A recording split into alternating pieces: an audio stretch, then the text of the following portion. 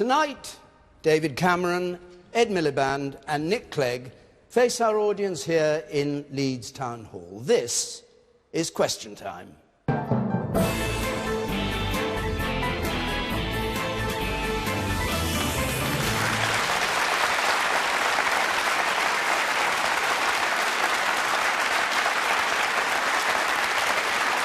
Now, thank you very much.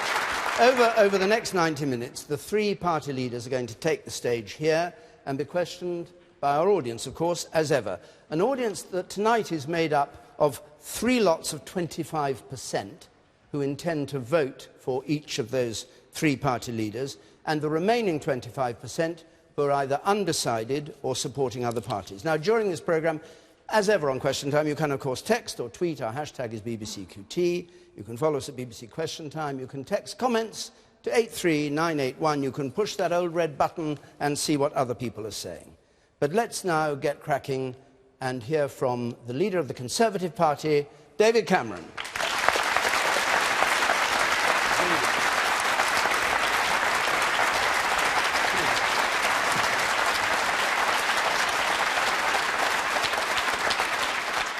Our first question comes from Jenny Johnson, please. Jenny Johnson. Will you put to bed rumours that you plan to cut child tax credit and restrict child benefits to children? Well, thank you, Jenny, for that question. No, I don't want to do that. This report that was out today is something I rejected at the time as Prime Minister, and I reject it again today. But I do think it's important we go on reforming welfare. It's worth remembering, when I became Prime Minister, we had a situation where some families were getting 70, 80, even £90,000 of housing benefit for one house. And think how many people watching this programme were going out, working hard, paying taxes to keep that family in that house, a house they could never afford to live in. So we've got to go on reforming welfare. Let's make sure that work always pays. And let's go on doing what we've done for the last 5 years, which is get 2 million more people back into work. That's the most important thing we can do, helping people off welfare into work. That's the sort of country I want to build the next 5 years. Sorry, you said you didn't want to put to bed the rumours that you were going to cut child tax credits. You meant you did want to put to bed that rumour. Yes, we have increased child tax credits. Actually, we increased them by £452 under this government, because I was determined that while we had to take difficult decisions, and we were left an absolute nightmare situation to clear up, I wanted to make sure that child poverty continued to fall, and it has fallen under this government because of what we did with child tax credits. That's a guarantee that you won't. Does anybody want to come in on this? Is that... Yes, you, sir, up there at the back, in the middle there. Yeah? You're quoting £70,000 to £80,000 of benefits. How many families are actually claiming that amount of money? Well, it wasn't a huge number, but the fact is everyone that was being paid for by dozens of people going out to work, paying their taxes. And look, if you believe, as I do, we should go on reforming welfare, making sure that work always pays, helping people back into work, and keeping working people's taxes down, that's my programme. If you want unlimited welfare, more increases in welfare, and higher taxes for working people, that's Ed Miliband's programme. Vote for him. But I say, keep reforming welfare. It's the right thing to do. Okay, you, sir. I'm sorry, but I just think you're either deceiving the British public or you know exactly what you're going to do, but you're refusing to give specifics. And I find that very, very difficult. Let me answer that. Very difficult to understand. And how can I possibly vote for you on that basis? Well, let me answer that very directly. In the last Parliament, we saved £20 billion on welfare, and we need to save something like half that in this Parliament. And as I say, if we don't save the money on welfare, and other parties don't seem to want to do that, then they're going to have to make deep cuts in things like the National Health Service, and I don't want to do that. I'm going to increase spending on the National Health Service every year in the next Parliament, just as I did in the last Parliament. But we can reduce welfare. If, for instance, we get another 2 million people back to work, that will cut the welfare bills. Here's another tough choice I think we do need to make. I think we should say to young people in our country, the idea that you can leave school and immediately sign on to job seekers allowance, immediately get a flat with housing benefit, I don't think that should be an option anymore. I think what we should do is say to young people, we want you to have a great future. You should be earning or learning. So we'll make available the apprenticeships, make available the university places, make available the training places, but say you can't start your life on benefits. That's not the way we should work in Britain today. Yeah. Right there. The woman there at the back, yes. You. That's all very well, but what about those 18 to 21-year-olds who don't have a support network, for them who don't have a family to turn to? Isn't that policy for them specifically going to result in more homeless young people on the streets? No, I think the lady makes a very important point.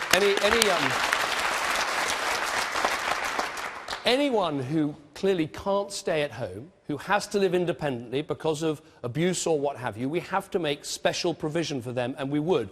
But the situation today, where you can, age 18, leave school, sign on, get a flat, rather than work or earn and learn at the same time, I don't think that's right. Look, other countries in Europe have almost abolished youth unemployment because they've taken this approach in, say, Germany or in Holland. And I think we should do the same thing. Look, we have created 2 million jobs in the last 5 years. Youth unemployment has come plummeting down. If we stick to the economic plan that's working, we can continue to get unemployment down and give young people what I want, which is the opportunity of an apprenticeship or a university place and the chance of a great career. Starting a life on benefits, frankly, is no life at all. David Cameron, can you just come back to the question that the man here asked, that either you don't know what you're going to do, you've specified getting people back to work, or you do know and you're hiding it. You know, Dalia Alexander today said you'd asked 2 years ago for a thing which included massive cuts in child benefit. No, these were some proposals that were produced that I rejected then, not least because but you they were asked making... for them? No, I didn't ask for them. Where did they come from? Well, in government, people produce... Look, you've got to remember, step back a second, what we inherited. I became Prime Minister at a time when there was no money left. And I bring this with me everywhere, the note that the Treasury Minister left. And there it is. Dear Chief Secretary, I'm afraid there is no money. That is the situation I inherited. So we have had to make difficult decisions over these last 5 years. And I accept not every one of the decision has been easy for people. But the truth is, 5 years on, the deficit is halved, 2 million people are back in work, the economy is growing faster than any major economy in the Western world. And I think what this election is about is, do we build on that foundation and build a really strong country where you can get a job, you can keep more of your own money to spend as you choose, you get that apprenticeship, we can build houses for people to buy and own, or do we go right back to the start with Ed Miliband potentially propped up by the SNP, who want even more borrowing, even more spending, even more debt, all the things that landed us in that mess in the first place? I never want us to go back there again.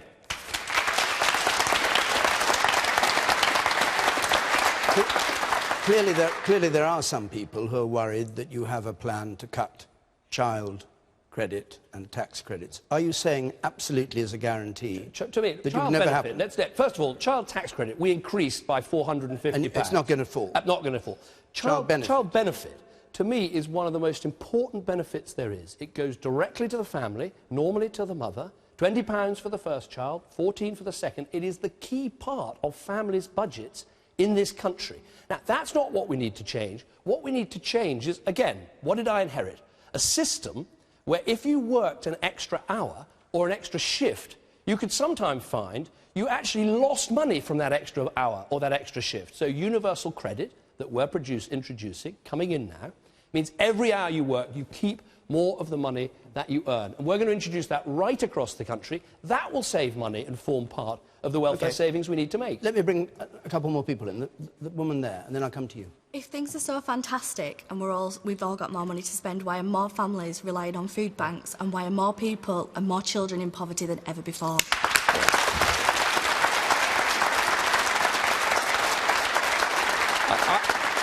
I think you ask an absolutely key question. I'm not saying everything is perfect. I'm saying we have not finished the work.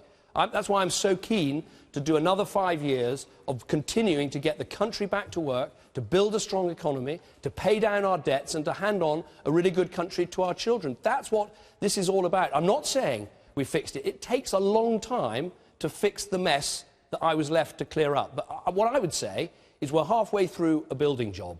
Now, you can keep the team that are building the stronger economy, or you can go back to the team, frankly, the ones that designed the building that fell down in the first place. And I think that would be a terrible mistake. You want to come in, and I'll come to you, and then we'll go on. Yes. You talk about the sort of country you want to hand on to our children. I don't want to hand on a country to my child where there are 1 million using food banks, where people have been hit by really punitive benefit sanctions. People have died. You know, from the bedroom tax. We've got cases where people have a disabled, a woman has had a disabled daughter die and then receive a demand for bedroom tax for the spare room that disabled daughter has left behind. That is not a country I want to hand on to my child. First of all, let me say, I don't want anyone to have to rely on a food bank in our country. It's important that they're there, but I don't want anyone to have to rely on them. Well, the most important thing... You're Prime Minister and they do. Yeah, absolutely. The most important thing we can do is to get more people into work. That's the best route out of poverty. Now, 2 million more jobs is more than the rest of Europe put together. But have we finished the job? Someone said 0 hours contract. 1 in 50 jobs is a 0 hours contract. 2/3 of the jobs we created are full-time jobs. Now, if you're saying the job isn't finished, I absolutely agree. And that is why I'm so passionate about completing the job. And, Madam, you asked, what country do you want to pass on to our children? I don't want us to go on borrowing year after year, racking up debts that we then ask our children to pay because we didn't have the courage to pay them off ourselves. And this goes to the heart of the election campaign, because Ed Miliband will stand here in a few minutes' time. He is saying, go on with the budget deficit forever. I'm saying, once the economy started to grow, you should be putting money aside for a rainy day. Otherwise, we will burden our children with too much debt, and that's not right. What was that? Sorry, sir? What was that? Why don't you debate with him directly instead of pointing fingers at him we in debate, his absence?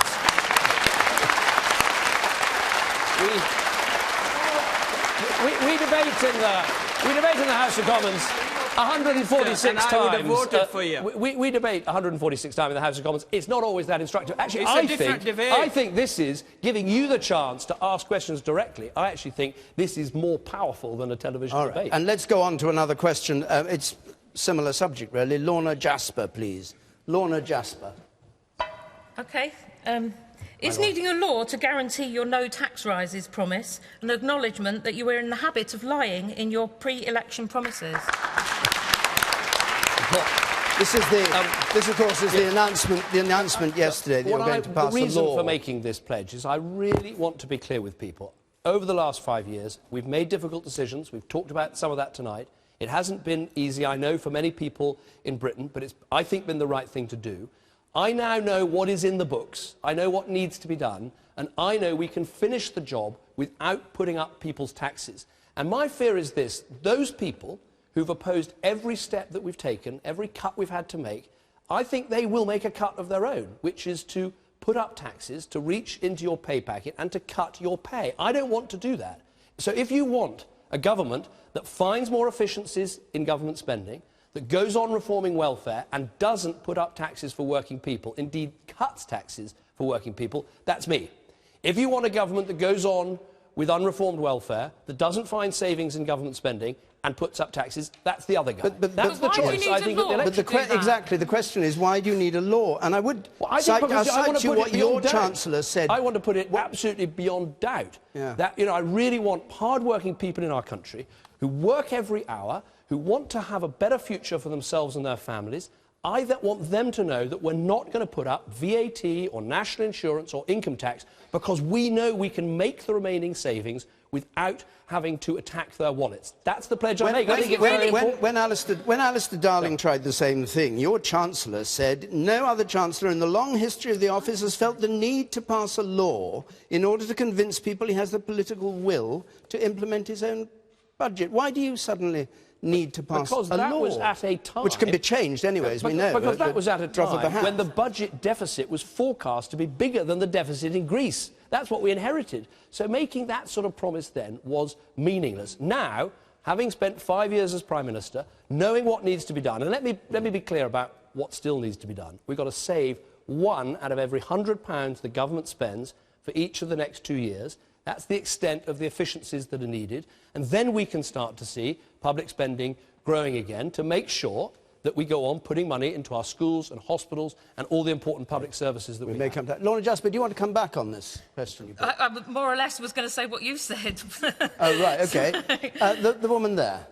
Don't want to have you repeating things. Yes. You say that you know what needs to be done, so why aren't you announcing where those benefits cuts are coming, please? What we're saying, yeah. What we're saying, very precisely, is that we need to make another 30 billion of savings. That's the one in £100. So 5 billion of that should come from the tax evaders and the aggressive tax avoiders. We've gone after them every year in government. We'll continue to do that. We then need to go on making savings in government departments through efficiencies, and then the welfare savings that I've talked about. That's my plan, and that gets us to a budget surplus. It means we're paying down the debts, we're passing on a better country to our children, and crucially, we're not putting up taxes. Indeed, I want to cut people's taxes. I think people talk about the cost of living. The biggest element of the cost of living is the tax you pay at the end of the month. And I say you should be able to earn £12,500 a year before you start paying income tax. That would take people on minimum wage, working 30 hours a week, out of tax altogether. We should stop taxing poor people in this country in the way that we do today, and that's part of our programme for the future. But that wasn't my question, Mr Cameron. All right, let's have another question from Chedia Hoolikin, please. Chedia Hoolikin. Why do you think voters don't trust your party with our NHS? Oh, it's another question on trust, David Cameron. Okay. Why do you think voters don't trust your party with the NHS? All I can say is what I think and what I believe. And when my disabled son was desperately ill, I went to the NHS night after night. I went to different hospitals, I was in different places, but I got the most fantastic care, support, and I'd say love from those people in the NHS for my family and for my son. It was always there for me, and I will always make sure it is there for other families in our country. Now, I showed you that note about we had no money when we became the government. When we got that note, we still made a very big decision, which is we said, yes, we're going to have to make cuts in some areas of government spending, but the NHS is going to get more money every year I'm Prime Minister. And it has had more money, and that's why there are, compared with when I became Prime Minister, 9,000 more doctors, there are 7,000 more nurses, we're carrying out millions more operations every year. Do I think it's perfect? No, I don't. And I've got a big ambition for the next 5 years, which is to deliver a 7-day-a-week NHS, including 7-day opening, 8 in the morning, 8 in the evening for GP surgeries. I know we can do that because we're already delivering it to about 8 million people in our country. If you elect me as Prime Minister, I'll finish the job and make sure we have 7-day opening for GP surgeries right across our country. That will really help working people to access the NHS that we all want. Yeah. So why spend £3 billion or so on what was described as damaging and distracting reorganisations of the NHS by the King's Fund? The changes we've made actually are they worth making? Yes, they're saving money in the NHS. And because we got rid of 20,000 administrators and bureaucrats in the NHS, that's one of the ways we've been able to fund the extra doctors and the extra nurses. Again, I don't want to hark on about what I inherited, but when I became Prime Minister, the growth in the number of bureaucrats was going up 4 times as fast as the number of nurses. Well, I make the point because it's been a recovery job. That's the point. And the NHS is stronger today than it was 5 years ago. OK, you, sir, up there, on the NHS, if you would. Yes, sir. Oh, good evening, Mr Cameron. Good evening. The fact that Jeremy Hunt has promised an extra £8 billion for the health service is very welcome, but surely anybody with half a brain can see that the NHS isn't sustainable in its present form, just pouring more and more money into it. What are your thoughts on that? Well, how do you mean? That it needs more money? Well, you can't just keep pouring more and more money. We already put a sixth of GDP into the health service, don't we? You can't keep putting more and more money into it. It's very dangerous in elections to disagree with people, but so I don't agree with you, sir. I actually think... Well, you're wrong. Well, OK. I should be there. I should be there. I think, actually, if you look at our health system and compare it with others in the world, it comes out very strongly on its performance, and it also comes out very strongly on how cost-effective it is. And as we become a wealthier country, we should put more money into our NHS, so it's always there for us. Look, there's a lot we can do to take pressure off the NHS. We've got to do better in terms of public health. We've got to do better in terms of health education. There are all sorts of things about diabetes and smoking and other things where public health issues can really take the pressure off the NHS. But I'm a profound believer that our model is the right one, and as long as I'm Prime Minister, it will be free at the point of use, available to all on the basis of need, and we will go on putting the money it needs into it, not least because we have taken the difficult decisions elsewhere that some people have been talking about tonight. The lady behind me here. Good evening, Mr Cameron. Good evening. I'd just like to ask, is it really so difficult to achieve the accident emergency waiting times? Have we found a best way? Yeah. And what are the actual blockers? Because it just seems that, you know, every week in the media that, you know, we're not hitting these 4-hour targets. So what are your plans moving forward? I think you make a really good point. Actually, that local hospital here does meet the target of seeing 95% of people within 4 hours. And it's important to have that target because we want to know that we're getting the best out of our NHS. The problem we've had recently is just the numbers of frail elderly in our country and the growth of the population of our country has put a lot of pressure on the NHS. And I think my solution of having this 7-day opening for GPs and making sure GP surgeries are easier to access for people, I think that will take pressure off the NHS. I also think making sure social care works together better with the NHS so we combine the budgets and make sure we help to get elderly people out of hospital, often blocked in beds when they could be looked after at home. Those things, I think, will keep the pressure off. But it's always going to be hard work to make sure we deliver these targets. And just before we leave it, do you have an answer to the question, which is why don't people trust the Conservatives on the NHS? All the polling shows that. I mean, to me, it is my life's work. I profoundly believe that the NHS grows with a Conservative government like what I've been leading. We put the money in. I care about it passionately. And I've got 7 days left to prove to people that the NHS, together, and also I'd make this point, you only ultimately have a strong NHS if you have a strong economy. We've got that strong economy now. Don't put that at risk, because that's the... You know where they cut the NHS? Portugal, terrible economy, cut the NHS 17%. Greece, catastrophic economy, cut the NHS 13%. It's the economies that tank and bomb where you can't support the health service that our country needs, and I think we all deserve. All right, let's go on. Bob Wilson, a question from Bob Wilson. Sorry to those of you who have your hands up. I can't bring everybody in, obviously. Yes, Mr Cameron. I'd like to ask, if we remain in the EU, how will you and how can you control immigration? Right. Very important question, Bob. We can control immigration from outside the EU in the way we do now by closing down these bogus colleges, and we've closed down about 800 of them, and we can do it by having a cap on migration for economic reasons coming into the country. What can you get that done? I'm going to do that. Inside the EU, the key changes that I'm going to make, if you re-elect me, are these. First of all, anyone coming from an EU country cannot claim unemployment benefit while they're looking for a job. Second, if they're here after 6 months and haven't got a job, they have to go home. Third, you'd have to work here for 4 years paying into the system before you get tax credits and other benefits out of the system. And fourth, if you're living here but your family's back at home, you will no longer be able to send the child benefit home to your family. Now, those 4 changes are big changes. They'll make a real difference and help us to control immigration. And if I'm Prime Minister, that's what you'll get. Just a couple of points. I'm sure a lot of people have questions on this, but a couple of points. First of all, we looked at the figures of this. Under 6% of EU nationals living in this country claim benefits of any kind. Under 6%. But I'm not so talking... you're saying stopping that is going to hugely reduce the number. And the other thing is... well, let me answer that one, because that's important. All right. The point I'm saying is that it's the in-work benefits. At the moment, someone coming from an EU country is effectively getting around £8,000 to come and work here. Now, I'm not saying they shouldn't be able to come and work here. British people can go and work in other European countries. But we do have a benefit system that skews it in favour of people coming to work here. That needs to change. Now, that needs change in Europe, and so you need a Prime Minister that's prepared to get change in Europe. We may come to Europe. I hope we do. I hope we do too. But one other thing, sorry. How much do you want to get the net migration from outside the EU down to? Do you have a figure in your head for that? I think the combined figure, I want to see net immigration into the EU come down under 100,000. The reason I set that target is back in the 1990s, we were members of the EU, we had an open and successful economy, but before Labour got in and opened the doors, we did have net migration in the tens of thousands, not the hundreds of thousands. So I believe that's the right ambition. All right. The person there in the orange, in the purple, you say. Yes. Spectacles. You made similar promises in 2010. You lied. Immigration rose. How can we believe you now? Well, let me answer that very directly. I made the promise, and outside the EU, we did get immigration down. Inside the EU, partly because the rest of the EU's economy has not performed, and we've created more jobs than the rest of the EU put together, it's been very difficult to meet that target. I now need to make these benefit changes, these welfare changes, the things I've just described, and I need to negotiate those in Europe. Now, I would argue I've got a track record of that. I cut the European budget, first Prime Minister ever to do it. I vetoed a European treaty because it wasn't in our national interest. I've kept Britain out of the euro.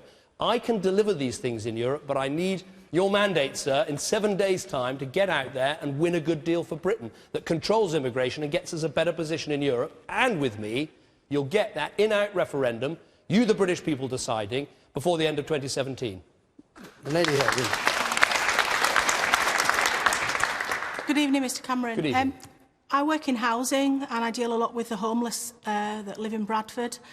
A lot of those come from Eastern European countries who are not able to access those types of benefits that we're talking about.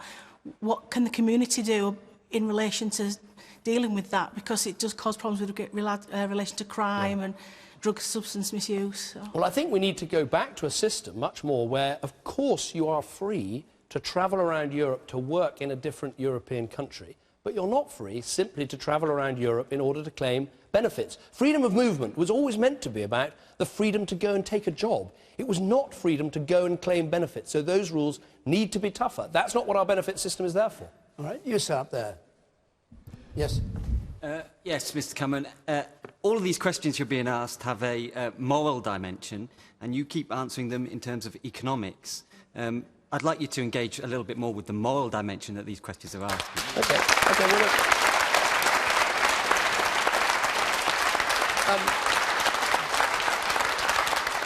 To me, helping someone to get a job has a moral dimension. It gives them the dignity and pride that comes with work. Helping someone to get an apprenticeship, that has a moral dimension. It gives someone the chance of a career and success. Building a house that a young family can afford to buy and own, that's got a moral dimension because it gives them a stake in the country they live in. That's the country I want to build. These plans I've got for the next 5 years are about taking this economic foundation that we've built these last 5 years, all the shared sacrifice that we've been through, but not putting that to waste, but saying let's now turn that into jobs, into pay, into houses, into good school places, and yes, also into that sense at the end of your life that this is a country where if you work hard, you save and you do the right thing, you should get that dignity and security in retirement that I think is the right of everyone who lives in our country. Okay. Matthew Kusil with a question, please. Matthew Kusil. Hi, David. Hi. You all right, mate? Hi. If you're in a situation where you have to team up with another party, what policies would you be willing to compromise? I'm going to be really...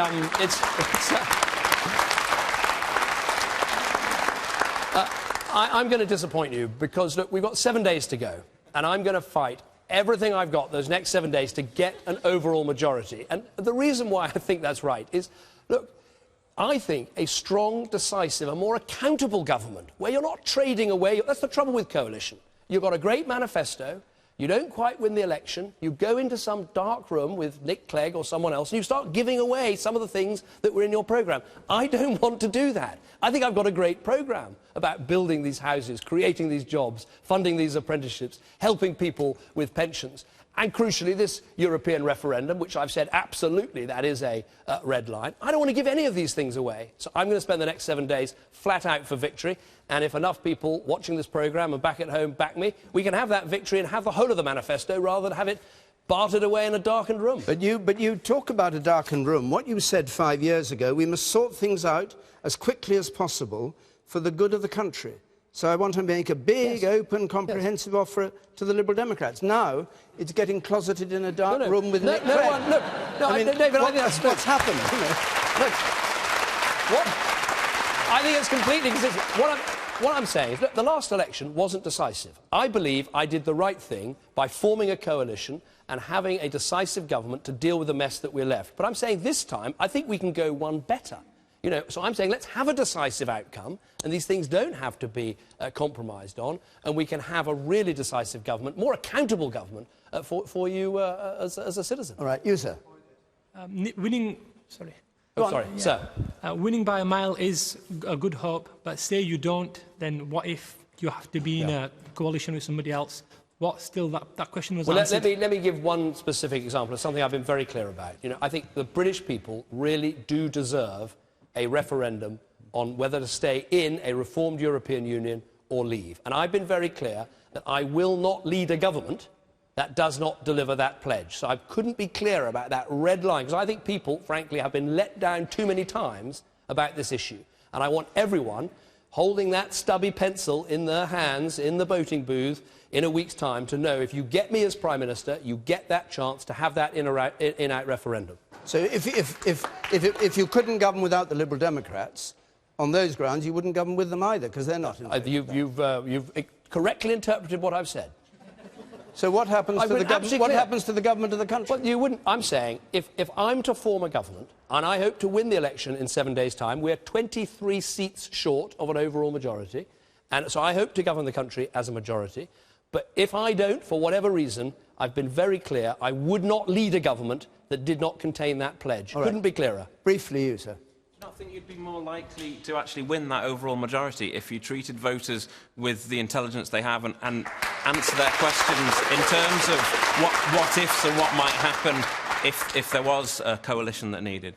Treat people with their intelligence. I think that it's fair in the last 7 days to do everything you can to try and win. I want to use the limited time I've got, including the 28 minutes tonight, to explain why a Conservative majority government would be good for Britain. I think we'd go further and faster in clearing the deficit, in building those homes, in providing those pensions. That's what I want to do. And you've had your 28 minutes. Yes, but let me make this point. Look, people know with me, if we fall short, I will do the right thing for the country. I did last time, I would again, but I would still plead with people with 7 days to go, particularly when you're faced with the alternative of a Labour government backed by the SNP, people who don't even want our country to succeed or even exist. When that's the alternative, put your trust in 23 more seats for the Conservatives and we can have a very strong and very clear government. David Cameron, thank you very much indeed. Thank you very much.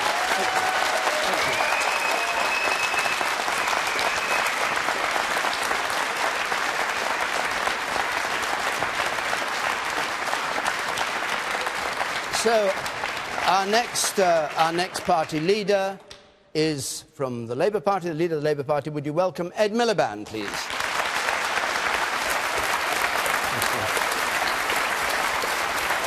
Thank you very much. Thank you. Mr Miliband, the first question is from Elizabeth Moody, please. Elizabeth Moody. Good evening, Mr Miliband. Hello, Elizabeth. 5 years ago, the outgoing Labour Treasury Minister left a message: there's no money left. How can we trust the Labour Party with the UK economy? We just saw it, by the way, because David Cameron carries it in his pocket. Yeah, I think it's his regular prop. Let me directly address you, Elizabeth. There was a global financial crisis. There was a high deficit. That deficit hasn't been cleared. It will be the mission of my government to cut the deficit every year and balance the books. And let me tell you how I'm going to do it. First of all, we'll have fair taxes. So we'll reverse David Cameron's tax cut for the richest in our society, millionaires, because I can't justify a £43,000 tax cut for every millionaire in Britain. Secondly, we'll protect key areas like health and education, but outside those key areas there will be falls in spending because we've got to get the deficit down. But the final thing concerns your living standards. We've seen living standards fall over this Parliament. And as a result, lower living standards means lower tax revenues for government, and that's why the deficit hasn't been cleared. So it's a three-part plan to make sure we balance the books. But if you look back, and the question was looking back, why should we trust Labour in the light of what happened before? For 6 years before the crash, you increased borrowing year on year on year on year. Well, so why should people believe that you're going to get it down? The debt and the deficit were both lower before the financial crisis. But let me direct... Of course they were, but you were increasing the deficit. Well, let me address directly the issue about the financial crisis. We got it wrong on bank regulation. Look, the mistake we made, and I absolutely say this to this audience, was the banks weren't properly regulated. We made that mistake.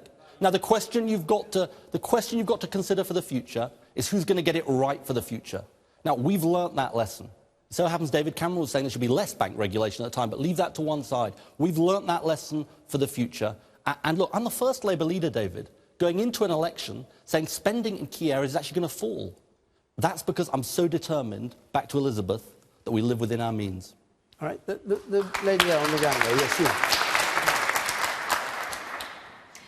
Just getting back to your letter for a moment, the letter that Mr Cameron you call is a prop. I run a business here in Leeds. The last 5 years have been really hard work, but we've got a plan now and the economy is improving. What worries me is you're about to put Ed Balls back in as a Chancellor and he called that letter a joke. Now, let me tell you, running a business the last few years is anything but a joke. And if that's the way your party wants to treat the economy, how can we trust you?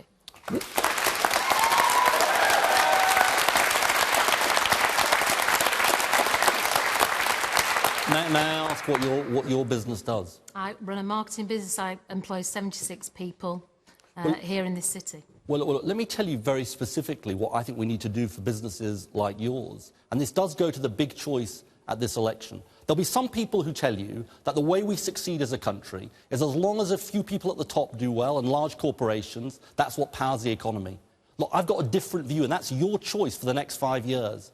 I think it's when working people, when every person in our country succeeds, that Britain succeeds. Now, for your business, we'd make a different choice from Mr Cameron.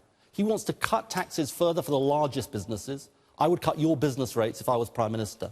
Now, that's important, I hope, for your business, but I think it tells a bigger story about how Britain succeeds. And as I say, I think it succeeds not just with a few successful corporations, but with millions of businesses and millions of working people. Does that satisfy you? No, it doesn't. That wasn't the question I asked you. I asked you why on earth I should trust a Chancellor who thinks a letter like that was a joke. If he worked in the corporate world, he would have been fired and he would not be allowed back to do that job. And you're telling me he can do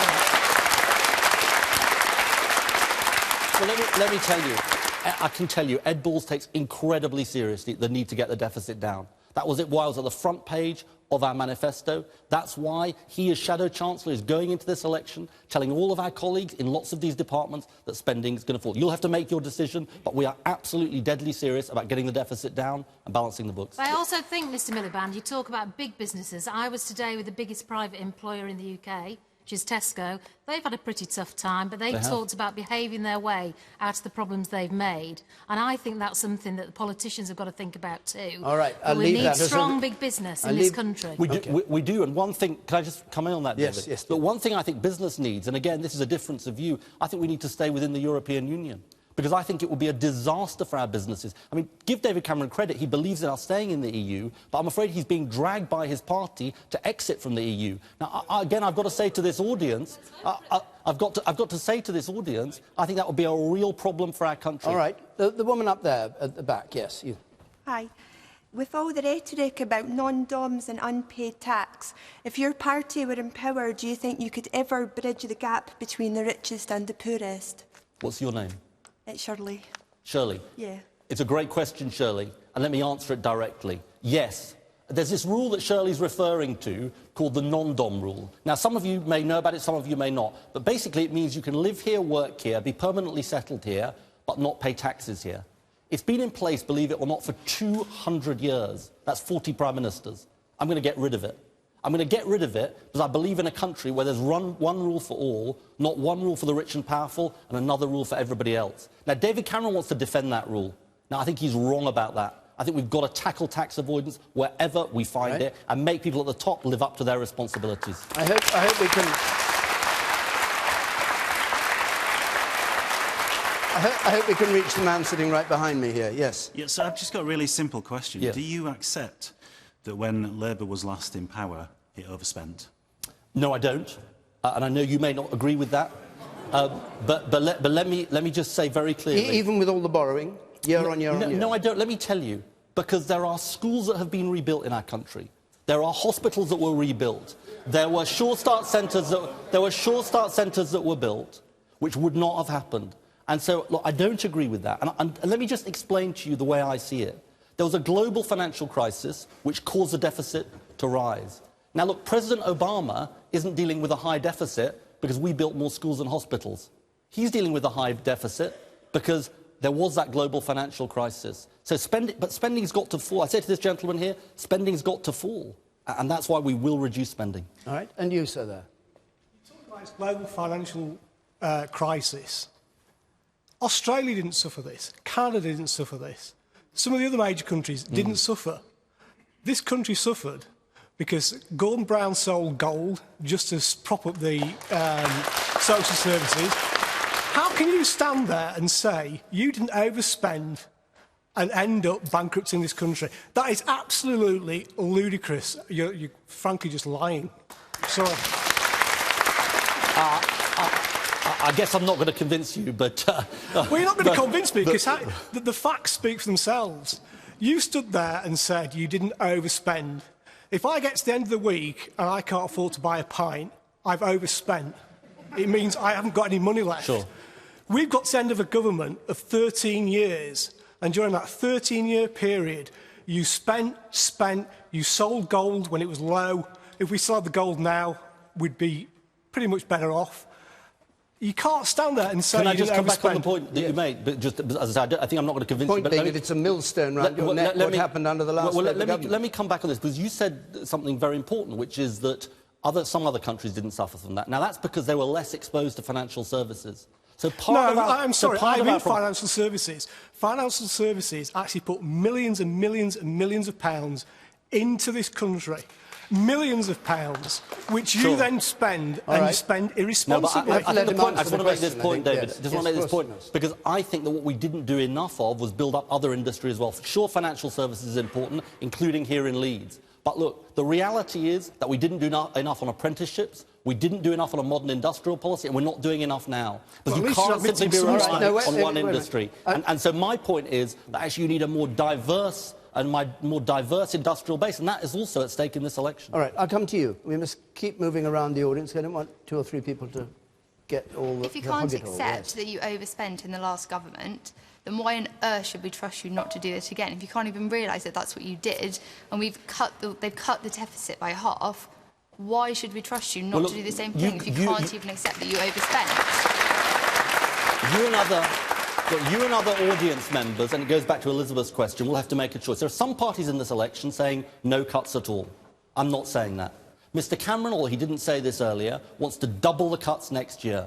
It's not just the same cuts as in the last Parliament, double the cuts. Now, I think that would be incredibly dangerous for our National Health Service. Yeah, because you want to borrow more. You're saying you don't want the people from my age group to be in debt, and yet you're committing to borrowing even more. No, we're committing to a balanced plan which balances the books, not going much further. And I tried to set out what that balanced plan is. But look, you and others will have to make a judgment about this, because I think we can balance the books without sacrificing our public services, without sacrificing tax credits. Jenny asked a question earlier, the very first question of this program. Where is Jenny who asked the question? Yeah. Look, Jenny, I'm afraid David Cameron, he might have sounded like he answered your question, but he didn't. But he didn't really give you a guarantee. I'm going to give you that guarantee tonight. I'm not going to cut your tax credits. I'm not going to cut child benefit or means test it. I think that would be the wrong thing to do for our country, the wrong thing to do for family finances. And I've got to say, after Mr Cameron's answers tonight, tax credits and child benefit are on the ballot paper at this election, because millions of families risk losing thousands of pounds because of the cuts plan that he has. So, yes, I do disagree with Mr Cameron. I've got a different plan. I think we should move on to another subject. Simon Wilkinson, please. Simon Wilkinson. Why is the Labour Party misleading the country about having to do a deal with the SNP in the event of a minority Labour government?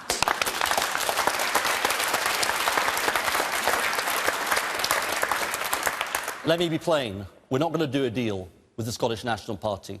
We're not going to have a coalition. We're not going to have a deal. And let me just say this to you, Simon.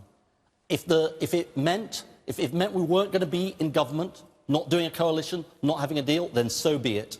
I'm not going to sacrifice the future of our country, the unity of our country. I'm not going to give in to SNP demands around Trident, around the deficit, or anything like that. So I just want to repeat this point to you. I'm not going to have a Labour government if it means deals or coalitions with the Scottish National Party. And I just want to say this to voters in Scotland, David. There's no easy route here to vote SNP and get a Labour government. If you want a Labour government, you need to vote Labour. So when other members of the Shadow Cabinet say that they're open to deals, you disagree with that? I do, and I'm the leader. We're not going to have deals. And you wouldn't put forward a Queen's speech on the hope that they'd support it? You just wouldn't go to the Queen and accept her invitation to We do want to put forward a Labour Queen's speech. I want a majority Labour government, and it will be for parties in the House of Commons to vote for it. But you asked me about deals, you asked me about coalitions. They're not going to happen. I couldn't be clearer with you. You said something rather interesting then. You said you'd rather not have a Labour government than have a Labour government supported by the SNP? No, a Labour government with a coalition or a deal. Look, the allegation... What is a deal in your terms, in your language? I've been asked about lots of different kind of deals. Coalition, so what they call confidence and supply. You've explained, which is ministers in your cabinet. Yeah. But what is a deal? Confidence and supply, they've said, which is where you sort of have an arrangement. I'm not doing that. I'm not doing that. And I want to explain why I'm not doing it. So you'd rather lose office, so to speak, you'd rather not have a Labour government. If the price of having a Labour government was a coalition or a deal with the Scottish National Party, it's not going to happen. OK. Anyone want to comment? No, you've spoken already. Yes, you, sir, up there, in the middle. I'd like to have people who haven't spoken already. Yes. In that case, does that rule out a future Labour government? Because you're not going to win the most seats in the UK. No.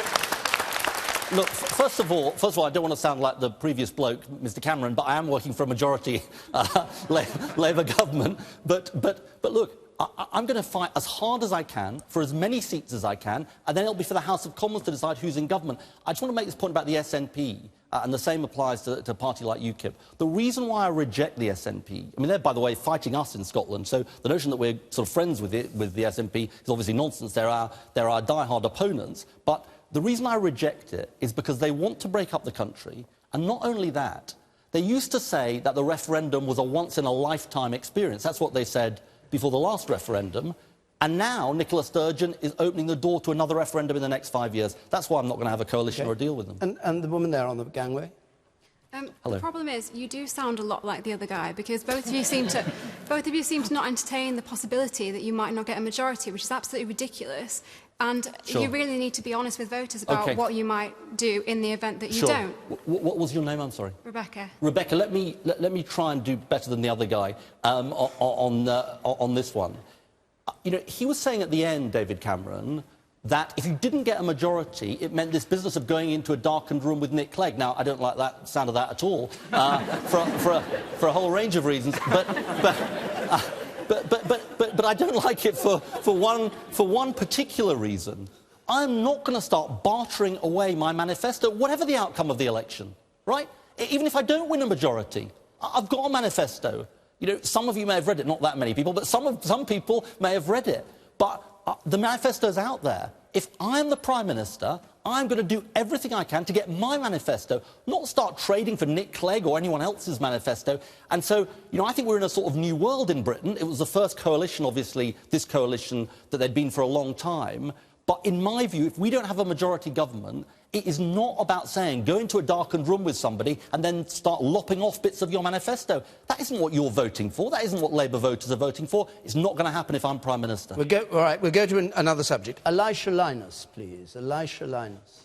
What makes your view more important than the British people when it comes to the EU and an in-out referendum? Where is Elisha? Oh, there. It's actually Alicia. Sure. Alicia. Alicia. I'm sorry.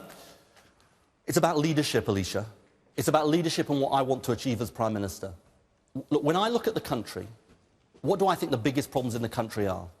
I think 5 years of wages falling behind bills and the threat it's going to happen again. I think 5 years of young people thinking they're going to have a worse life than their parents. And 5 years of an NHS in crisis. And if I'm Prime Minister, in 7 or 8 days' time, I want to spend all of my energies on those issues. Not on deciding whether we want to exit the European Union, which I think, frankly, would be a disaster for the country. But supposing she wants her voice heard. Yeah, so your view's more important than mine and everybody else here? Well, it isn't. I do respect that point of view, but I don't agree with it, because I'm putting my view forward. And I think one of the things you've got to do... Then let us put ours forward. Well, you do at the general election. And one of the things about leadership is you don't always do what the polls tell you to do. You do what you think is the right thing for the country. And I've got to level with you and level with the country that I don't think the right thing for our country to do now is to plunge ourselves into 2 years of debating whether to leave the EU, when I've got to tell you that for jobs and the millions of jobs that depend on it, for businesses and for families, it will be a disaster. Now, there's one thing I will say to you, which is if there's any further transfer of powers from Britain to the European Union, we would have a referendum. I think it's unlikely to happen, though. So, you know, in a way, you've got to make your own judgment about what is the most important issue to you. For me, it isn't trying to get out of the EU. OK.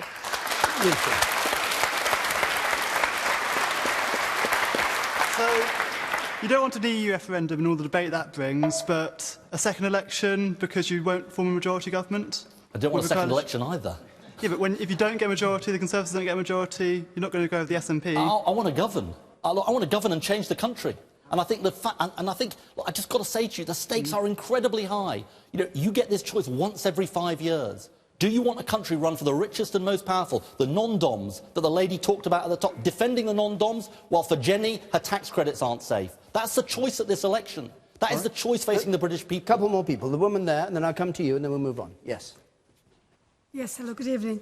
The Conservative Party have made cuts to education, adult and further education. How do you propose to undo the damage done by the savage cuts? You're on education, which we may come to. I want to stick to the subject of the EU, if you don't mind, while we're on it. Yes, you, sir. Hello. Mr Miliband. Hi. Can I just ask you, you know when people ask you a question about forming a coalition, you say, no, I want a majority, and Mr Cameron said the same. Do you comprehend how much respect you would get from the audience if you were truly honest?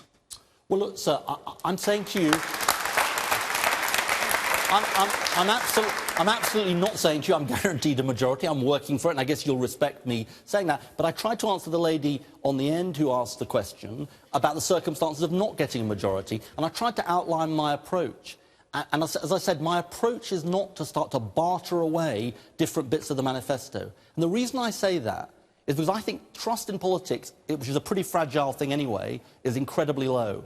And so the idea that Nick Clegg says, I'm breaking my tuition fees promise, and David Cameron says, I'm breaking my VAT promise, and they blame each other and the coalition, that's not going to be my approach, whatever the circumstances. If I'm Prime Minister, I'm going to seek to implement all of my manifesto. Right, I'm going to go back to the lady there. Just one brief question on this and an answer, if you would. The Conservative Party have made up to 24% cuts in adult and further education. How do you propose to undo the damage done by the savage cuts to adult education made by this government? Have you had experience of this? Yes, we have. I work in FE. Well, what we've said for the future, I can't guarantee to reverse what's already been done, but what we've said for the future is that we will protect education spending, so it will be protected at least against inflation. Now, the reason why we've made that choice, which we haven't made in other government departments, is because I think investing in education, investing in the future, is essential not just for our society but for our economy as well. Because I think it's a false economy to start cutting back on education spending. So I can't promise to immediately reverse the damage, and I'm not going to make a false promise to you. That's for adults and further education, yes, not indeed. primary, not yes, for indeed. universities or primary, adult and further indeed. education. We have made that promise. Amy Green, please. Amy Green. Mr Miliband, is a vote for you carte blanche to see the welfare bill skyrocket? I'm over here. Hi, sorry. It's okay. Is a vote for yourself a carte blanche to see the welfare bill skyrocket? No. Let me explain why. I believe in a welfare system with responsibility. Responsibility means that if you can work, you should work. We're the only party at this election actually putting forward a proposal to say if you're a young person unemployed more than a year, we'll guarantee you a job working with the private sector, but if you don't take the job, you'll lose benefits. Because I think that actually responsibility is the foundation of the welfare system. But let me just say one other thing to you, Amy, because it's important for keeping control of the welfare bill. Take the issue of housing benefit. It may not be obvious, but the housing benefit bill's gone up a lot in the last 5 years for those in work. Now, the reason for that is we have an economy based on low pay and we're not building enough homes in our country. That's why we'll have an £8 minimum wage, and that's why we'll build homes again in Britain. You see, dealing with the welfare bill is about responsibility, but it's also about tackling the underlying factors that are driving the welfare bill up, like a low-pay economy that doesn't work for working people. And, you know, this is all connected. Because our economy doesn't work for most people and works for the richest in our society, in my view, it means that the welfare bill's higher. It means that people are having a harder life and working all the hours that God sends. So we'll keep it under control. But doesn't your party believe that benefits are a legitimate lifestyle choice? No. I think that they do. You say about raising minimum wage and you're going to guarantee jobs. I work in recruitment. Where are those jobs going to come from? They're going to come from working with the private sector to help create those jobs. Look, apprenticeships for our young people, so that actually there are the skilled people that the private sector needs. A proper industrial policy, which will help the private sector. Cutting business rates, which will also help grow the economy and help grow jobs. Leading in the big industries of the future, like green industry. You know, take climate change, for example.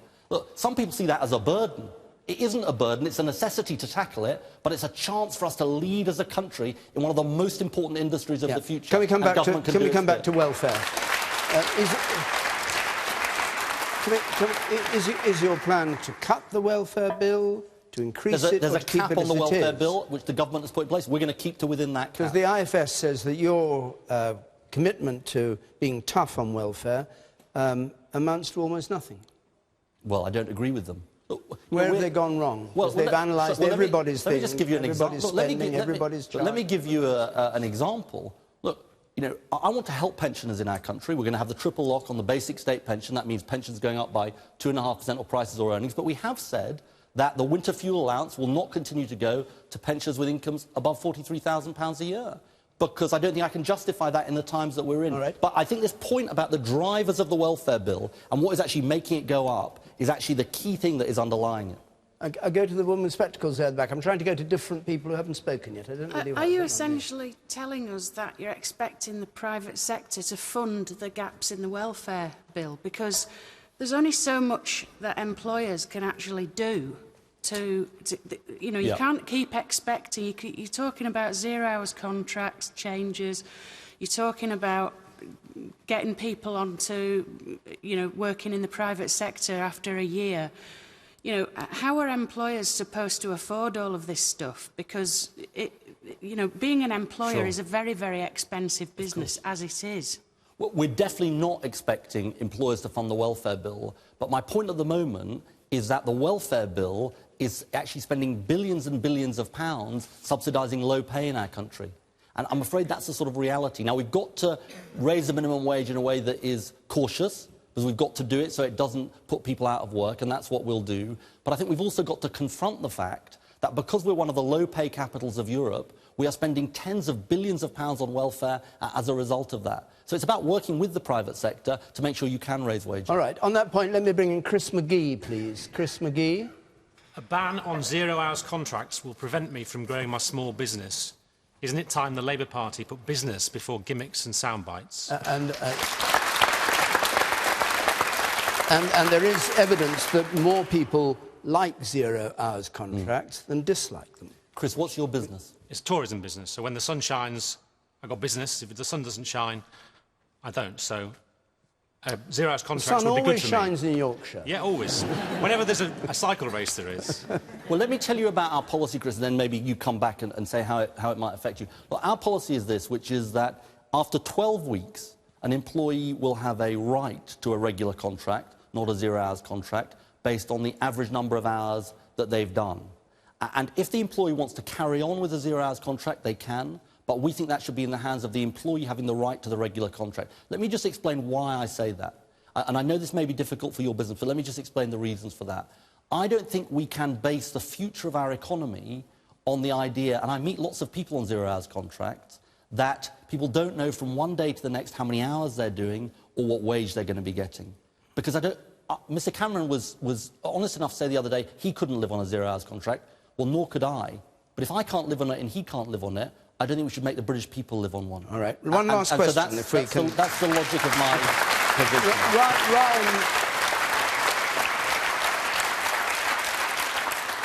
Ryan Furlong, please. Hi. What are you going to do differently about immigration? I've changed Labour's position, and let me tell you what we're going to do. Under a Labour government, when people come here, they won't get benefits for at least the first 2 years. We're going to ensure that in our public services, people learn English. In fact, I think everybody who comes here should learn English.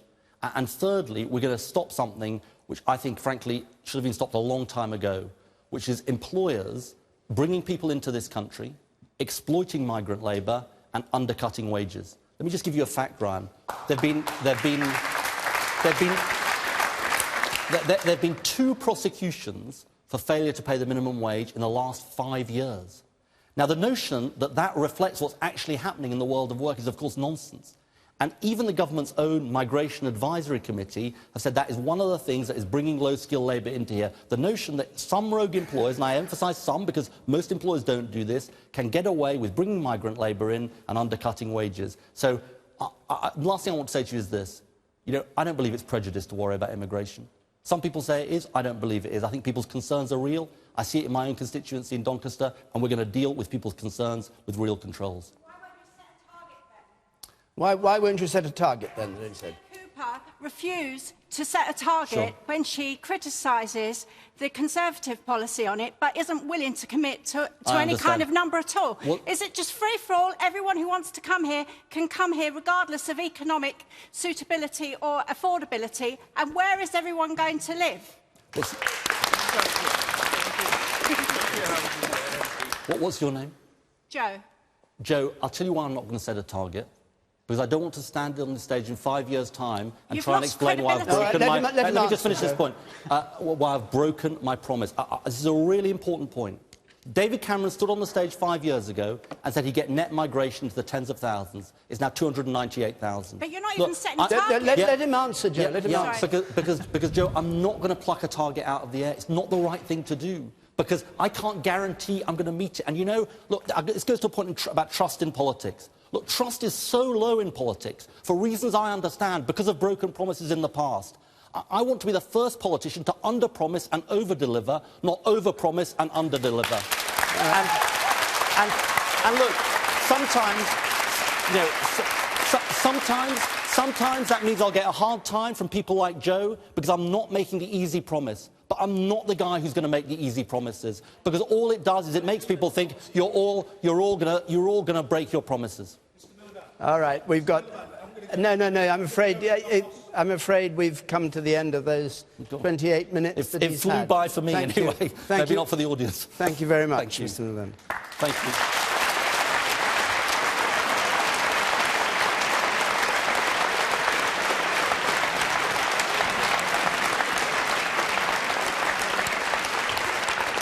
So the last of our three leaders now, from the Liberal Democrat Party, the leader of the Liberal Democrats. Would you welcome Nick Clegg?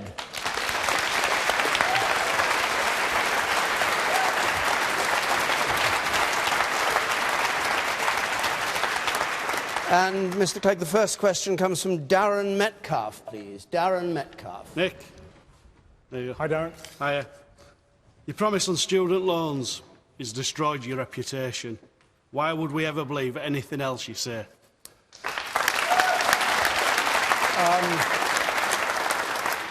Nice, easy way to start. Look, firstly, got it wrong. I said sorry, musically, no less. When you make a mistake in politics, just as in life, sometimes you can't do exactly what you want. I was absolutely between a rock and a hard place 5 years ago on that particular policy. Secondly, I hope you can at least give me credit for the many, many other things that I have actually put into practice, whether it's taking lots of people on low pay out of paying any income tax, the biggest expansion of apprenticeships this country's ever seen, the biggest reform of our pension system in a generation, more money into schools to help with the education of disadvantaged children, more childcare, shared parental leave, healthy lunches for little kids at primary school. The list goes on. Look, I accept that for some people, and you may be one of them, for whom that one thing you can't forgive, you can't forget. And why did you vote for it and not just abstain? Because it was such a key thing. You had all your candidates going round with these things. Why didn't you abstain when it came to the vote, rather than vote in favour? That's the thing that upset people. Well, I mean, what happened, as you may remember, was the previous government, the Labour government, introduced fees and then increased them. When we came into government, there was no money left. David Cameron's just been waving around the letter which was provided to the Liberal Democrat Chief Secretary of the Treasury at the time, saying there was no money left. And both the larger parties, as they, I think, would admit if you'd asked them about it, wanted fees to go up very, very considerably. In fact, the report commissioned at the time into all of this said there should be no upper limit at all. So, in a sense, what we did was get the fairest deal we could in those circumstances. And thankfully, you now got more young people at university than ever before. But look, as I said earlier, my experience is some people absolutely will say, you know, we can't forget that. I hope there are plenty of other fair-minded folk who will accept that nonetheless there are many, many, many other good policies that I did put into practice. All right. Anybody want to come in on this? You, sir, in the middle there. Yes. Yes, you in the centre. The policy of increasing tuition fees is essentially robbing from the rich, to give the point in a sense of you're taking money away from future generations to go to university, because the economy is going to be so bust by people not repaying their fees, never getting enough money to be able to meet the threshold, that the policy itself is completely defunct? No, I don't agree with that. I don't agree with that. Under the old system we inherited, if you left university, you had to start repaying the moment you earned £15,000. Now you don't pay back if you earn 16, 17, 18, 19, 20. You only start paying back when you earn... That's precisely my point. Well, no. Well, you're right. You're actually... Well, some people say it's not generous enough. You're saying it's too generous. You're right to say that no one needs to pay up front. There were thousands of students under the old system who used to have to pay up front or ask their parents to do so. And crucially, if you can't pay it off during your working life, it gets paid off for you. So, in a sense, it's a much, much more fair system. It's not the system I would have liked, but it's a much, much more fair system than people alleged at the time when it was introduced. The question was about trust. You, sir, in the blue pullover there with the tie. Yes, in the second row from the back. Yes. Hi, Mr. Clegg. Hi. The public suggests they you can't say Prime forgive... Minister Clegg? No. Mr. Clegg. I thought he said Prime Minister Clegg for a moment. The public suggests they can't forgive that one thing. So, with hindsight, would you go into coalition in 2010? No, yes, absolutely. In fact, the more I look back on it, the more proud I am that I think it was a difficult decision. I think it was a brave decision for the Liberal Democrats. It's come at short-term political cost, but I'm absolutely clear in my mind that if you think back to 2010, we could have been Greece. We could have been Greece. Our deficit was almost as big as Greece's. Our banking crisis was a whole lot worse. And I certainly wouldn't have wanted on my conscience higher interest rates, higher unemployment, higher youth unemployment, which I'm absolutely sure would have happened if we hadn't stepped up to the plate to create a stable government, without which an economic recovery is not possible. And my great concern at the moment is that, having got this far over 5 years, and millions of people across the country having made huge sacrifices to get us this far, after that terrible heart attack in our economy back in 2008, that we undo it all by lurching off to the right with ideological hardline cuts, or lurching off to the left, borrowing pots of money that we can't afford. I think we need to remain anchored in the centre ground so that we can finish the job of balancing the books, but do it fairly. All right, well, let's deal with where the Liberal Democrats might be, with a question from Bethany Cowling, please, after this election. Bethany. Good evening. Is leaking details that you're only privy to as part of a coalition likely to get you invited into a coalition again? What are you referring to? What do you refer to? Some details have been leaked today about a policy that was put forward by the Conservatives whilst you were in It's hardly coalition with leaked. them. Danny Alexander said it to the nation. I mean, he's just saying, quite rightly, that unless the Conservatives come clean, and I don't think David Cameron's done it this evening, where they're going to take the equivalent of £1,500 off 8 million of the most vulnerable families, we can only assume that they're looking at the kind of plans which they floated some years ago. If they're ruling that out did now... you know about it when it happened? Yes, but if they're ruling that out we now... didn't know. I mean, it only came out today. That's what she means. Oh, I see. It was something you discovered and worked on in coalition, which was being kept secret until today, when Danny Alexander suddenly announced it as a way of attacking the Tory party. Last autumn, George Osborne made a speech at the Conservative Party conference, and he said that the Conservative Party, in a radical departure from the sensible way which we have adopted over the last 5 years are not going to ask the very wealthy in society to pay a single extra penny in tax to balance the books, and instead only the working-age poor are going to pick up the tab for the mistakes made by the bankers. I think that's unfair. They've said they want to take the equivalent of £1,500 off the 8 million poorest families in this country. They won't tell you how they'll do that. £12 billion is about exactly as much as we spend as a country on disability living allowance. Are they going to scrap disability allowance? If they're not going to touch child benefit, are they going to scrap disability allowance? It's about the same as we spend on employment support allowance. Are they going to scrap that? I think the point that Danny was making, quite rightly, is we've had 5 weeks of this election campaign. The Conservatives have a very unfair plan to balance the books, which departs from what we've done in coalition, and I think we are entitled to say, what are you going to do? Who are you going to hurt? Who is going to bear the pain? OK, the woman up there at the back row. But I don't think voters want to hear reasons why not to vote for another party. We want reasons why to vote for your party. Sure. Like, that's what we should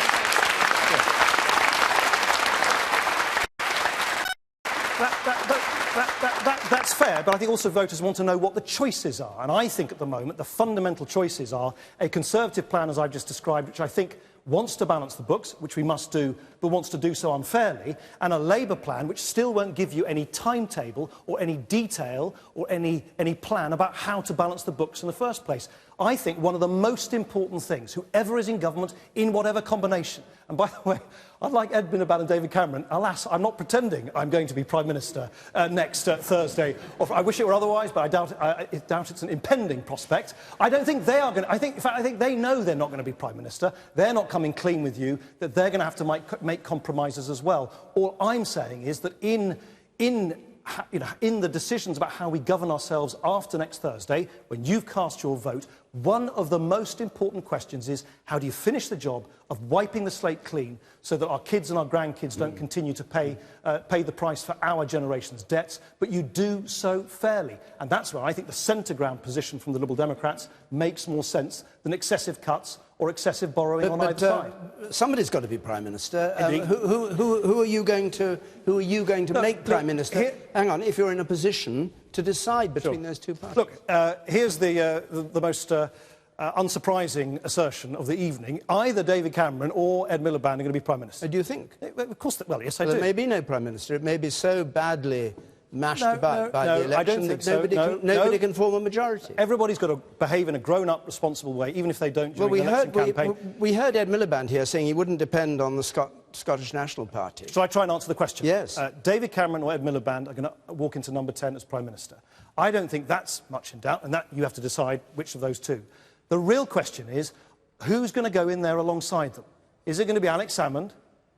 Is it going to be Nigel Farage, or is it going to be me and the Liberal Democrats? And my great fear, as I was saying earlier, is if you have David Cameron dancing to the tune of Nigel Farage, or the Swivel-eyed Brigade on the right wing of the Conservative Party, or you have Ed Miliband basically the beck and call of Alex Salmond, you lurch off to the right and the left, which is not what we need as a... Right. You sir. There. And then I'll come to you. That's all well and good, but you've just told us that in 2010 you had to make a very difficult decision on tuition fees. How do we know that you won't have to make a very difficult decision again around the things that you're promising us tonight? Yeah, no, that's a totally fair challenge, and that's why I've been much clearer and crisper, I hope, maybe you didn't hear it, about the red lines without which the Liberal Democrats simply won't go into any coalition government. So, for instance, education spending. You just heard Ed Miliband say that the Labour Party wants to increase education spending to keep up with prices. What he didn't tell you is that there are going to be 460,000 new youngsters going into the education system. So you need to increase spending to help them as well. The Conservatives want to do the reverse. They want to keep up with increased pupil numbers, but not with prices. Both amount to a cut. A multi-billion-pound cut to the money that goes into our nurseries, our schools and our colleges. I cannot be more clear than you, with you. The Liberal Democrats will not go into any coalition, any government. We won't sign a coalition agreement unless, if either of those parties insist on those cuts to our education system, because I think that really is shortchanging the little children of today who should be given just as much... But you mean you want more than just a standstill? Because you've said there are, what is it, 400,000 people coming into education. So you want a big expansion of the education budget, not a standstill. I think the increase in the budget needs to keep in pace not only with prices, but also with the increase of the number of children. Do you have any idea what the cost of that would be? It would be another £5 billion by the final year of the next Parliament. And you could find that? Yes. You think? You, sir? Yeah, I just wondered if you've got plans for a new job after next week when you become unemployed and your party becomes an irrelevance. Charming. No, I don't. All right, David Jackson. A question from David Jackson, please. Nick, how do you feel about the huge increase of people driven to use food banks, many of them in work poverty, or falling foul of benefit sanctions? Well, I think like everybody here, I don't, it's very distressing to see an increasing number of people move into food banks, and that's why every day that I have been in government over the last 5 years, as we've had to clear up this unholy mess that we inherited, this massive black hole in our public finances, a broken banking system, the biggest heart attack in our economy in a generation. I've always tried to take decisions where we spread the burden as fairly as possible. So, for instance, I have resisted time and time again much, much deeper cuts to benefits, to the help given to the most vulnerable, those who fall on hard times, as advocated by Conservatives in government. When people get back into work, particularly those on low pay, I'd be very anxious to make sure they keep more of the money they earn. So when I came into government, everybody here, all of us, would start paying income tax the moment you earned £6,400. On the front page of your well-thumbed copy of the 2010 Liberal Democrat manifesto, you will have seen an absolute leading commitment, which we did stick to, which was that we would raise the point at which you pay income tax, so you pay no income tax on the first £10,600 you earn. That has actually meant that 3 million people, over 3 million people on low pay no income tax for the first time ever. And the final thing I would say is about the benefit sanctions, which you mentioned. I have become persuaded, listening to the Trussell Trust and others who have provided evidence about the reasons people are using food banks. I have become persuaded that we need, in effect, a kind of a yellow card system, that some of the sanctions that are applied to people who don't meet the conditions of their benefits shouldn't be imposed quite as harshly and automatically as they are. And that is a change that I would want to introduce in the next Parliament. Person in the middle. Yes, you, sir. Good evening, Nick. I do think you're an honourable man, but what you're forgetting is that all these sanctions were in place because you put Cameron into number 10. He didn't have a majority, so there'd be no work programme, nowhere near as many benefit sanctions, and you could have made a different choice, and that's why people don't trust you. People like me that voted for you in that election did not vote Liberal Democrat to put Cameron in number 10. Yeah, but hang on. Just explain. What did you expect? What did you want? I'm sorry. What did you want? My preference would have been for him to have continued negotiations with Labour, which I think a lot of Liberal Democrat natural voters are people who voted Labour that were protesting. But can I just make... There's just a little matter of democracy. You could have chosen. No. You did choose. No, that is not... Accept responsibility. You did choose. That was your choice. That's not actually the case. After the last election, no one won a majority, whether you like it or not. The Liberal Democrats did not win. I'm not Prime Minister. I lead a party of 8% of MPs in the House of Commons, and it was the Conservatives that won the most votes and seats. You were part of that great team and are slagging each other off. Can I... David Cameron says you were a great team, and now you're all slagging each other off. No, he keeps talking about darkened rooms, as does Ed Miliband. I have to say to you, if either of them still think they're going to win a majority, they need to go and lie down in that darkened room. But look, no, the point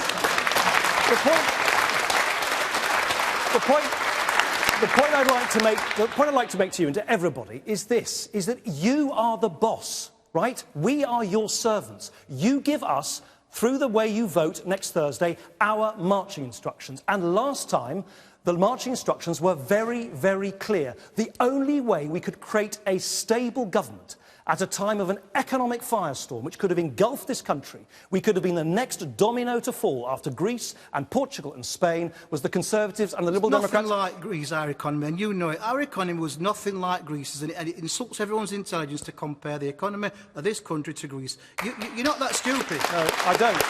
No, with the greatest respect, please don't be complacent about the state of the British economy. Our banking crisis was considerably worse than Greece's. Our deficit was just as bad. But so are our assets. If you want to see what happens where people don't step up to the plate, however controversial it is, to provide stable government, look at the 50% youth unemployment in many other European countries where governments haven't got to grips with the economic crisis they're in. I will never apologise, whatever the short-term political effects on the Liberal Democrats, for having stepped up to the plate in a very plucky and brave way to put the country before party. All right.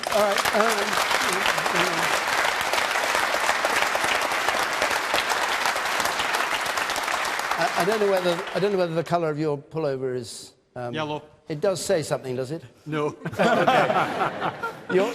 Your question. Good evening, Mr. Clegg. Hi. You mentioned earlier about democracy. Do I assume from that when the phone rings on Friday morning, next Friday morning, that the first person you will speak to will be the person who has most seats?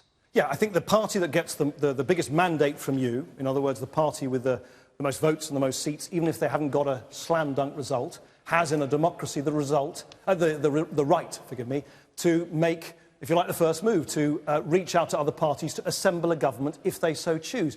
It may not then work out. Other parties may not reciprocate.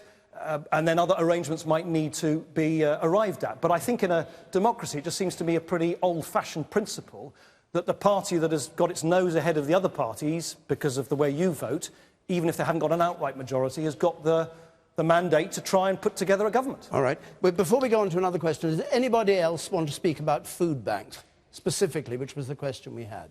I'll take a point. No? All right. Let's go on to a question from Grace Davis, please. Grace Davis. Is free movement within the UK creating a problem in the EU? Creating a problem in the UK? Free movement within the EU, is it creating a problem in the UK? I think it did create a problem when free movement became kind of the same as the freedom to claim. I don't think the freedom to move is the same as the freedom to claim. And so, even though I am pro-European, not because I think it's perfect, but I think it makes sense for an open economy to be part of the world's largest marketplace, even though I am pro-European, I decided as Deputy Prime Minister in this coalition government to break that link so that people couldn't arrive here from elsewhere in the European Union and claim benefits, no questions asked, on the first day they arrived. I, by the way, would also point out it is a two-way street. There are roughly about as many Brits living and working elsewhere in the European Union than there are Europeans working in our country. So we kind of got to remember that it's also a freedom which many of us, British people, also benefit from elsewhere in Europe. Where do you stand on the question of a referendum? Because we had David Cameron saying there was no way that he'd do any kind of deal which didn't allow a referendum on Europe after the So negotiations. David Cameron and I, together actually in coalition government, legislated for the circumstances in which a referendum will take place. So you're happy with that? Well, I'll come to I am happy with that. He appears to have changed his mind. I think it is perfectly sensible to say to you, in law, that in future, if your powers, if the sovereignty of our nation is in any way shared or pooled with the European Union, at that point it should be your choice whether we carry on in the European Union or not. It shouldn't be the choice of the Parliament or the government of the day. We shouldn't be able to, instead, give your powers away behind your back. That is what we legislated for in 2011. And there are stirring speeches by William Hague and David Cameron in the House of Commons saying this is the right approach. Within months, the ink was barely dry on the legislation. The Conservatives have now changed their mind again and again and again and again. But I remain of the view, as I always have done, is that we should have a referendum on whether we should stay in or leave the European Union when new powers are given up to the European Union. And I will, by the way, again, shock horror, always argue that we remain part of the European Union, flawed though it is, because I think if we quit, we become poorer, unemployment goes up, and investment in our country goes down.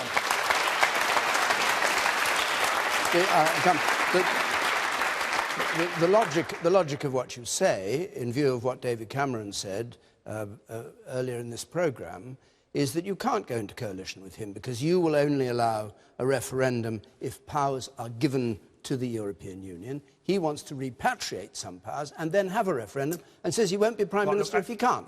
So we might as well say goodbye to the coalition. You should have taken the opportunity when David Cameron was here to ask him about the Conservative position on Europe. I can only tell you about... He did explain it. No, you probably heard him. Well, you you say that, but the Conservatives now say they want to renegotiate, but they won't tell you how they renegotiate. They float different dates about when they want to have a referendum. 2017, by 2017. No, sometimes they say 2016. Sometimes they say they're going to leave the European Union if they don't get what they want. Sometimes they say they'll stay.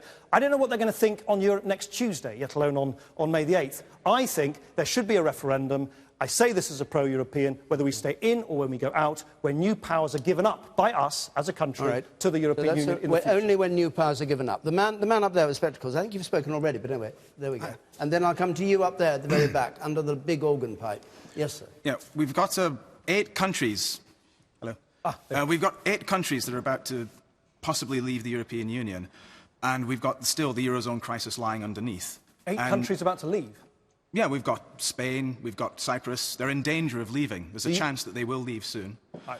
We've got the Eurozone debt crisis still underneath the surface, and we've got 30% government bonds, European government bonds, trading at negative interest rates.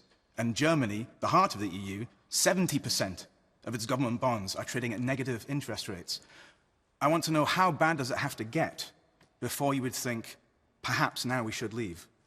Look, I don't, by the way, think 8 countries will leave. It's a possibility. Well, everything's a possibility, but I absolutely don't think it's going to happen. I'll tell you why. Because in a globalised world, where we have big borderless threats like climate change, you know, human traffickers and crime which cross borders. We have these massive corporations that sort of, you know, go from one continent to the other. You've got capital flows going from one, you know, a corner of the planet to the next. It makes sense. I think we become stronger when we do things together. I just think we can fight crime, we can fight climate change, we can regulate big global corporations better when we do it together. By the way, it's a very similar argument to why I so passionately believe in the country, the United Kingdom, that I love so much, and I don't want to see it pulled apart, because I think we are just quite simply stronger when we do things together rather than when we fall apart. But it still isn't an answer to my question, which was how bad would it have to get? For example, if Greece was to leave the European Union, and then if France, which looks set to possibly vote I'm sorry, can I interrupt? France could possibly vote in the Eurosceptic National Front, and if they do, they would pull out. Then more and more countries could let's not have the whole description. How bad does it have to get? Is there other circumstances in which you would say Britain should Since I think those circumstances are not remotely going to happen, I cannot envisage circumstances where I think it is sensible for the United Kingdom to leave what is the world's largest borderless marketplace of 500 million shoppers who buy our manufactured products, our services, our goods. Do you really think Japanese car manufacturers, big investment banks, big legal firms, big aerospace firms would invest in our country if we were sort of bobbing along somewhere in the mid-Atlantic, friendless, unable to sell into our own European neighbourhood? Of course not. Jobs are at stake. We would still be able to sell to Europe. All right, we've heard your point. Thank you very much. Sorry not to keep with you, but I want to go to the man up there. If you believe in true democracy, like you've mentioned a few times, you'd give the British people the say on the European Union. So I've explained the reasons, not only when a referendum will take place, but more than that, I'm the first Deputy Prime Minister, we're the first government to ever put that into law. All right, let's go on to another question. Brenda Hammonds, please. We haven't got much time left. Brenda Hammonds. With rising tension in Russia and the Middle East, will you support the need for the Trident nuclear deterrent? Where do you stand on the Trident nuclear deterrent? So I think we should keep the nuclear deterrent in this unsafe world, but I don't think we need to keep it on the same basis in which it was originally designed to flatten Moscow at the press of a button. And this comes down to, basically, whether the Trident nuclear system has 4 nuclear submarines or 3 nuclear submarines, and whether you need a nuclear submarine absolutely 24 hours a day, 365 days of the whole year going around the world. I personally think we can step down the nuclear ladder while keeping ourselves safe. And that, I think, is a sensible, balanced way to keep ourselves safe, but not spend huge amounts of money on a Cold War replacement to the nuclear Trident system, which just doesn't fit the post-Cold War world that we live in. The kind of threats we face, by the way, aren't like the Cold War. They are now stateless groups, extremist groups, terrorist groups, the civil war that we're seeing raging in Syria and elsewhere. Those are the big threats. They're not solved by having 4 nuclear submarines rather than 3. You, sir, up there at the back. You've spoken already, but have another go. You talk about keeping the country safe. When was this country last time attacked by another country?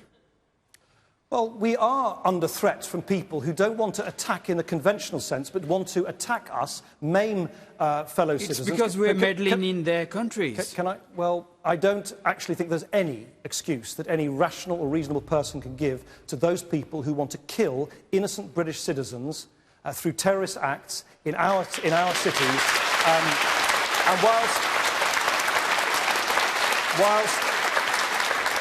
whilst as a good old-fashioned liberal, I'm the first person to defend our civil liberties and our freedoms, I think there is no inconsistency between defending our freedoms and keeping ourselves safe. We don't make ourselves any less free by making ourselves any less safe. One last thing, if I could ask you this. You've said you want the Liberal Democrats to be the heart for the Conservatives, the brains for Labour. If neither of those works and you can't form a coalition, would you remain leader of the Liberal Democrats, or would you see your job as over? Oh, look, I want to carry on. I'm 48 years old. I've got bags of energy. I believe in what the Liberal Democrats stand for, which is to strike the right balance between creating a strong economy but doing so fairly. I don't think that's represented on either the right or the left of British politics. But look... No, I have to stop you there. Okay. Thank you very much indeed. A nice brief answer. Thank you.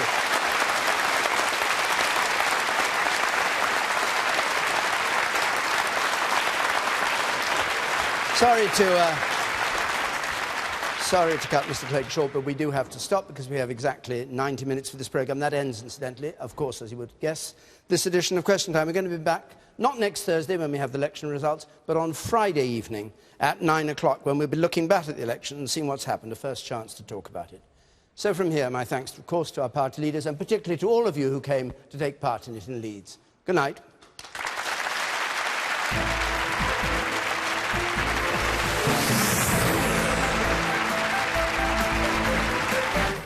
Well, with comedy next on BBC One, and what exactly has Kayleigh been doing with Ken, her 80-year-old neighbour? John can't believe it. It's Peter Kay's Car Share.